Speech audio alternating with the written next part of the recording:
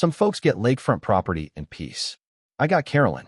It started with a sign, small, polite, tucked right at the entrance to my dock. Private property. Please respect. I designed it myself. Printed it professionally, even matched the HOA-approved font just to avoid trouble. I never expected that little aluminum rectangle would trigger a suburban war, complete with police visits, surveillance footage, and what might be the pettiest HOA showdown in North Carolina history.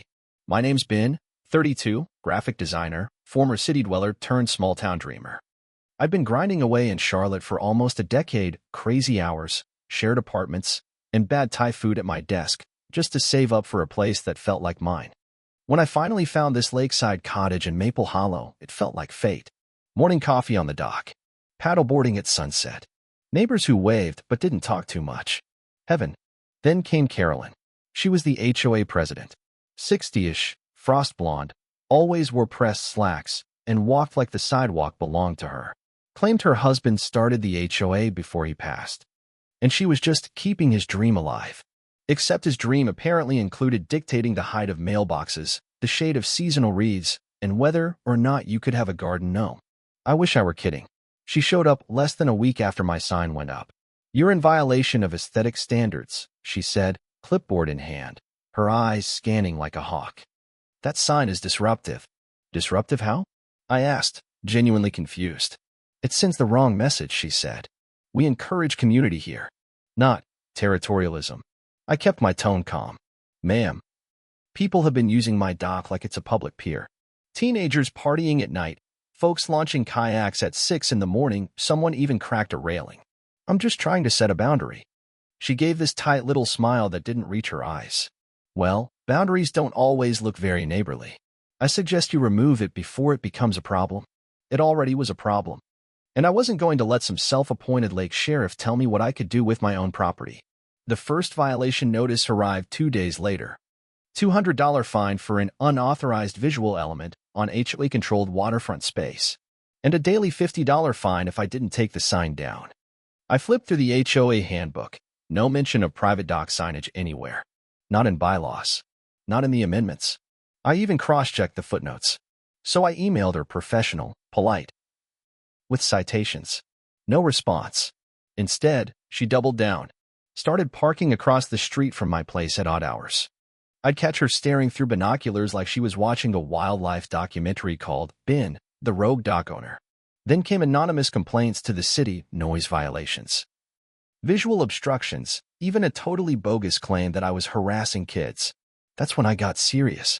I installed a 4K security system with night vision and alerts to my phone. Then I replaced the sign with a new one, this time engraved into marine-grade aluminum, mounted on a post sunk 3 feet deep into concrete. And just to really drive the point home, I added, violators will be prosecuted. 2 nights later, she showed up. It was 1:43 a.m. My phone pinged, and there she was caught on camera, in pajama pants and gloves, wire cutters in hand. She struggled for almost 15 minutes, trying to pry off the sign. You could see the frustration in her movements. She muttered to herself, something about restoring order. Eventually, she gave up and drove off. But I had it all. Her face, her car, her license plate, all in crystal clear HD. Next morning, she called the cops on me. Claimed I was threatening the neighborhood with aggressive signage. Said she felt unsafe. That I'd been verbally abusive, and that my dock was a hazard. I half expected the police to laugh it off. They didn't. Officer Daniels showed up at 8:30 a.m., notepad in hand, looking like he'd rather be anywhere else. We got a report, he said. Mind if I take a look around? Sure, I said. But before you do, maybe watch this. I pulled up the footage. Him and I watched Carolyn's midnight sign-snatching expedition in silence. At one point, she tripped and almost face-planted into the lake. Officer Daniels winced. Well then, he muttered. That changes things. He walked back across the street and spoke to her. She came out blazing. He's turning the whole neighborhood against me. That sign is hostile. Ma'am, he said, voice flat, you're being cited for trespassing and vandalism. You could hear the needle scratch the record. Carolyn's jaw dropped. This is outrageous. I was protecting the community. He raised an eyebrow. By cutting metal off someone else's dock at 2 a.m.? It was glorious. I thought that would be the end of it. But Carolyn doesn't lose quietly. 2 days later, I got a letter from the HOA demanding I remove the entire dock structure. Claimed it violated shoreline harmony guidelines. This time, I went to the county records office. Turns out, my dock was built in 1995. The HOA didn't form until 2004. And the bylaws had a clause. Anything constructed before the HOA's founding was grandfathered in. Untouchable. I printed every document, every map, every clause, put it in a folder like I was prepping for trial. When she called an emergency HOA meeting to vote on removing my dock, I showed up. Room full of neighbors, some looking nervous, others clearly just there for the drama. Carolyn stood at the front like a prosecutor. Went on about community values, property values, harmony. Showed pictures of my dock with dramatic lighting. Like it was a crime scene. When she finished, I walked up slowly, opened my folder, and said, "Let's talk about timelines." I laid it out. Dock built in 1995. HOA formed in 2004. Clause 12. 3 clearly stating pre-existing structures were exempt. Then I pulled out the police citation from her little midnight adventure. And according to Article 7, Section 3 of the HOA bylaws, I said. Turning to the crowd, any board member cited for criminal activity is to be removed immediately. Dead silence. Someone in the back coughed. Carolyn turned beet red.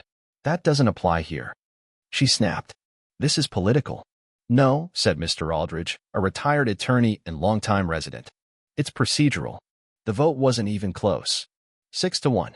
Carolyn was removed on the spot. She stormed out, muttering something about legal action. But that was the last time she held a clipboard on this street.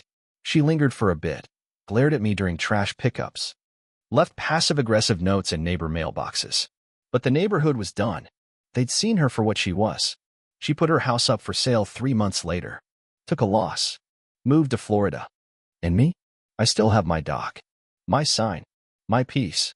Every morning, I sit out there with a cup of coffee and watch the sunrise dance on the water.